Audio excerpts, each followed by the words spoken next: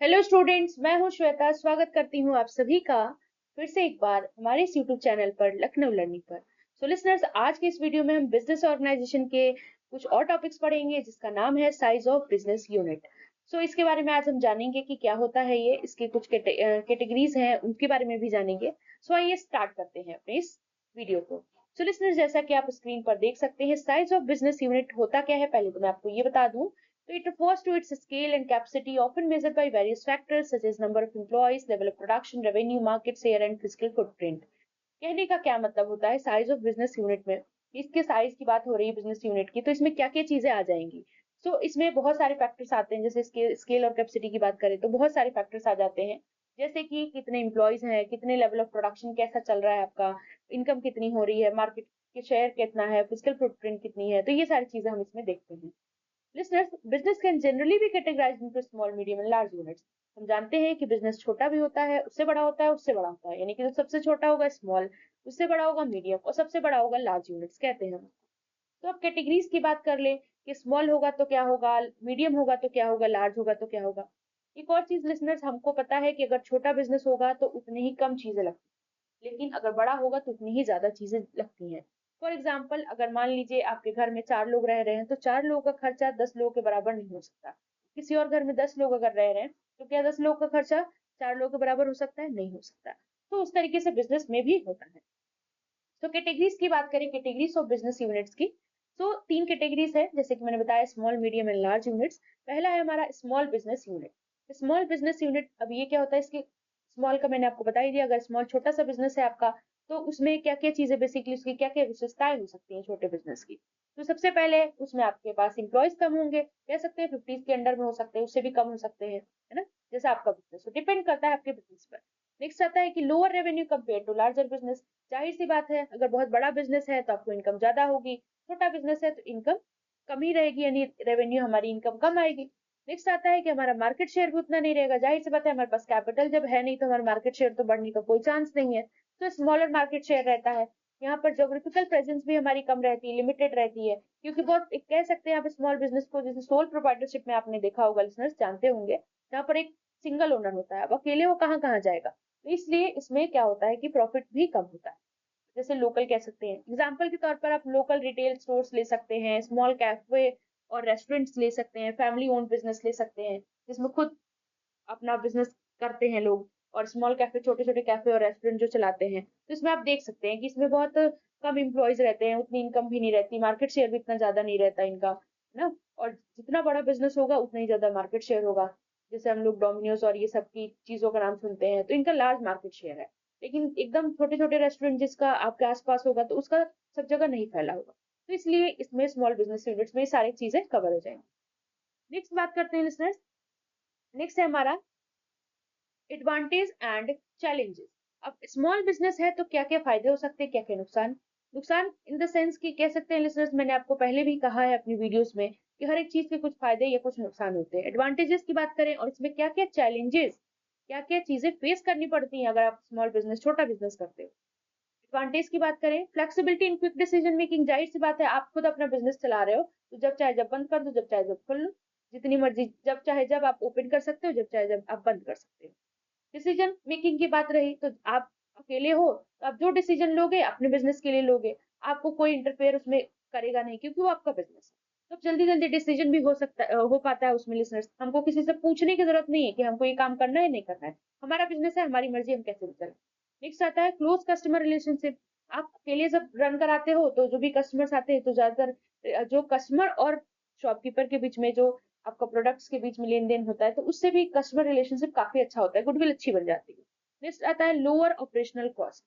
अच्छा, गुडविल अच्छी बन जाती है, इसे कहने का क्या मतलब है, अगर मान लीजिए आपका बिजनेस बहुत बड़ा है तो बिजनेसमैन हर किसी से, हर कस्टमर से तो पर्सनली नहीं मिल सकता है ना। लेकिन अगर आप छोटा बिजनेस करते हो, आप खुद वहां पर बैठे हो, तो जितने कस्टमर आएंगे आप उनसे फेस टू फेस डील कर रहे हो, तो जान रहे हैं कि यहाँ का व्यक्ति कैसा है, तो बार बार आपकी शॉप पर आ सकते हैं। लेकिन बहुत बड़ा बिजनेस है, वहां पर पता ही नहीं कि कौन है वहां का मालिक, और कुछ भी अगर उनको प्रॉब्लम हो जाती है तो सॉल्व नहीं होता है, तो क्या होता है वहां पे कस्टमर रिलेशनशिप उतना अच्छा नहीं होता है। आई होप ये पॉइंट क्लियर हो गया। नेक्स्ट आता है लोअर ऑपरेशनल कॉस्ट।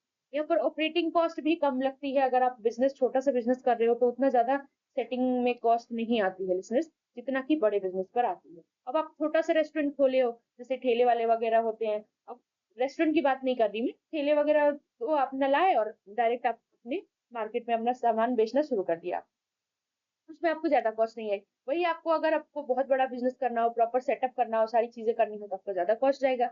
इसलिए इसमें ये फायदा हो जाता है लोअर ऑपरेशनल कॉस्ट।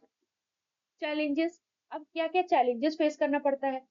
इसमें लिमिटेड रिसोर्सेज, अगर आप इकलौते हैं, आप अपना बिजनेस खुद चला रहे हैं, तो रिसोर्सेज की कमी तो आएगी ही, क्योंकि आपके पास जो है, जो भी प्रॉफिट होगा आप ही बियर करेंगे, जो लॉस होगा आप ही बियर करेंगे, तो रिसोर्सेज बहुत कम होते हैं बिजनेस में।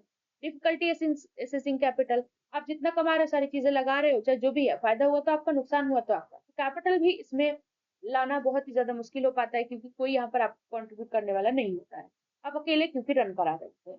आप जस्ट लाइक इसको आप ले सकते हो सोल प्रोप्राइटर के तरीके, जैसे हम फॉर्म ऑफ बिजनेस ऑर्गेनाइजेशन में पढ़ते हैं।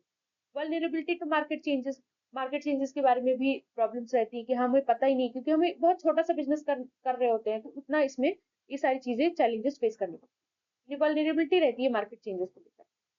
नेक्स्ट बात करेंगे लिसनर्स हम, नेक्स्ट है हमारा मीडियम बिजनेस यूनिट। अगर हम मीडियम लेवल पे बिजनेस कर रहे हैं, यानी कि जो छोटा है, बहुत छोटा बिजनेस कर रहे हैं, उससे जो अगर बड़ा होगा, तो क्या क्या चीजें हो सकती हैं उसके बारे में बात करें।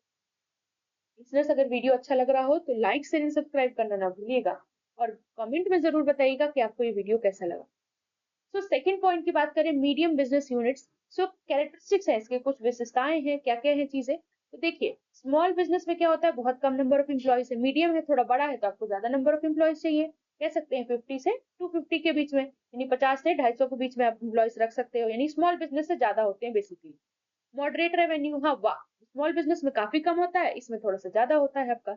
रीजनल और नेशनल मार्केट प्रेजेंस, हाँ, आपको लोकल एरिया का सब ध्यान रखना पड़ता है, क्या क्या चीजें चल रही है मार्केट में, ये सारी चीजें देखनी पड़ती है, नेशनल मार्केट प्रेजेंस भी रखना पड़ता है। More structured management compare to small business, small business में क्या आप खुद ही चला रहे हो, सारी चीजें कर रहे हो, लेकिन यहाँ पर जब आपके 50 से 250 लोग होंगे, तो क्या होगा, आपको थोड़ा सा मैनेजमेंट का ध्यान रखना पड़ेगा, क्योंकि अगर आप नहीं रखते हो तो आपका बिजनेस पूरा पूरा डूबने के चांस रहते हैं, क्योंकि एक्चुअली होता क्या है, जो मेन ओनर है, अगर वही चीजें नहीं देखेगा, चाहे मैनेजमेंट नहीं करेगा, तो प्रॉब्लम आ सकती है, क्योंकि इतने सारे लोग होते हैं। तो लिसनर्स, आई होप इसके कैरेक्टरिस्टिक्स आपको क्लियर हो गई। एक और इम्पोर्टेंट इन्फॉर्मेशन आपको ये देनी थी कि हमारे व्हाट्सएप ग्रुप से जरूर जुड़िए, वहां पर आपको बीकॉम से रिलेटेड सारे पीडीएफ अवेलेबल हो जाएंगे फ्री ऑफ कॉस्ट, कोई चार्जेस नहीं है इसके, बस आपको डिस्क्रिप्शन बॉक्स में लिंक है, उससे जाकर के आप ज्वाइन कर सकते हैं। व्हाट्सएप ग्रुप से आपको पीडीएफ मिल जाएगा बीकॉम का। नेक्स्ट आता है example, regional chain of stores और restaurants, mid size manufacturing firms, growing tech companies, यानी कि कह सकते हो कि चेन ऑफ स्टोर्स और जो रेस्टोरेंट्स होते हैं, रीजनल जो होते हैं लोकल लेवल पे, वो इसमें आ जाते हैं, या फिर मैन्युफैक्चरिंग फर्म्स है कुछ, वो सारी चीजें इसमें आ जाती हैं। आई होप आपको क्लियर हो गया हो गाइस। अगर वीडियो अच्छा लगे तो प्लीज सब्सक्राइब करना ना भूलिएगा, क्योंकि अगर आपको वीडियोस चाहिए तो आपको करना पड़ेगा लिसनर्स, क्योंकि हम जब भी वीडियो डालेंगे तो आपको उसका लिंक मिल जाएगा, नोटिफिकेशन आ जाएगा, तभी आप देख पाओगे ना, और इससे थोड़ा सा हमें मोटिवेशन भी मिलती है, तो I hope you all can understand.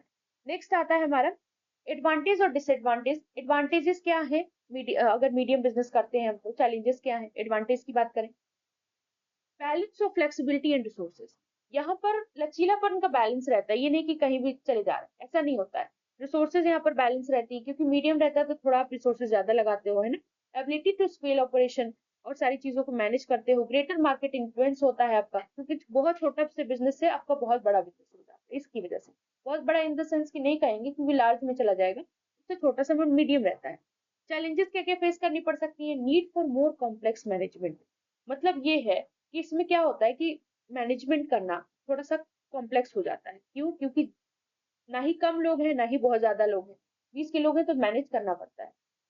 Increase regulatory requirements भी बढ़ जाती हैं यहाँ पर, हाई ऑपरेशन कॉस्ट भी लगता है स्मॉल बिजनेस के मुकाबले में। अब कहाँ आप ठेले पर बिजनेस कर रहे थे, तो यहाँ पर आपका प्रॉपर सेटअप हो रहा है ना, नहीं बड़ा सही, लेकिन छोटा ही हो रहा है, लेकिन हो रहा है, लेकिन फिर भी आपका कॉस्ट तो जा ही रही है ना, तो स्मॉल बिजनेस से ज्यादा कॉस्ट लगती है यहाँ पर, ऑपरेशनल कॉस्ट हाई होता है। आई होप ये क्लियर हो गया। नेक्स्ट मूव करते हैं, थर्ड पॉइंट है हमारा लार्ज बिजनेस यूनिट। अब लिस्टनर्स, ये क्या होता है, लार्ज बिजनेस यूनिट की बात कर लें, तो लार्ज बिजनेस यूनिट में मैंने आपको बताया कि बहुत बड़ा जब बिजनेस होगा तो कैरेक्टरिस्टिक्स क्या क्या होंगी, जाहिर सी बात है 100 to 1000 से भी ज्यादा इंप्लॉयज हो सकते हैं आपके कंपनीज में, रेवेन्यू इनकम ज्यादा होती है, यहाँ पर मिलियंस बिलियंस में हो सकती है, अच्छी अच्छी कंपनीज है, मार्केट शेयर इनका बहुत ही मतलब बड़ा होता है, बहुत ज्यादा फैला होता है ना, इंपॉर्टेंट भी होता है, ग्लोबल और नेशनल प्रेजेंस, ग्लोबल लेवल पे करते हैं, नेशनल और इंटरनेशनल लेवल पे भी करते हैं कितने लोग, कॉम्प्लेक्स ऑर्गेनाइजेशनल स्ट्रक्चर होता है इसलिए क्योंकि बहुत बड़े लेवल पे होता है।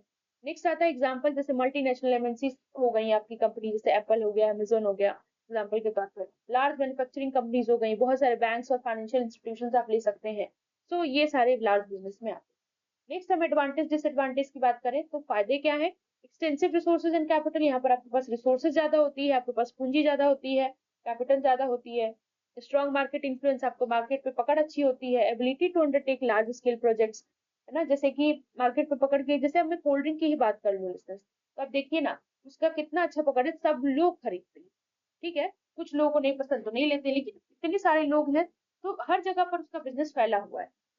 इसमें क्या होता है, लार्ज स्केल प्रोजेक्ट होता है, मतलब अंडरटेक करने की एबिलिटी होती है। चैलेंजेस की बात करें तो bureaucratic and slower decision making process, bureaucratic होता है ना, और दूसरी बात ये भी है कि डिसीजन मेकिंग बहुत ही स्लो होता है। क्यों? इसलिए क्योंकि जब भी हम कोई बात अपने हायर अथॉरिटी पहुंचाते हैं तो वो अपने हायर अथॉरिटी पहुंचाएगा, फिर वो अपने एक हायरार्की बनी होती है, तो आप समझ रहे होंगे कि जब फिर वहां तक पहुंचते पहुंचते जो है आपका डिसीजन चेंज हो जाता है या फिर बहुत स्लो रहता है, तो बहुत धीरे काम होता है जिसकी वजह से प्रॉब्लम आती है। High operational and regulatory compliance act cost, यहाँ पर आपकी कॉस्ट ज्यादा लगती है क्योंकि भाई बिजनेस बड़ा है तो ज्यादा पैसा लगेगा, ऑपरेशनल और रेगुलेटरी कंप्लायंस कॉस्ट ज्यादा।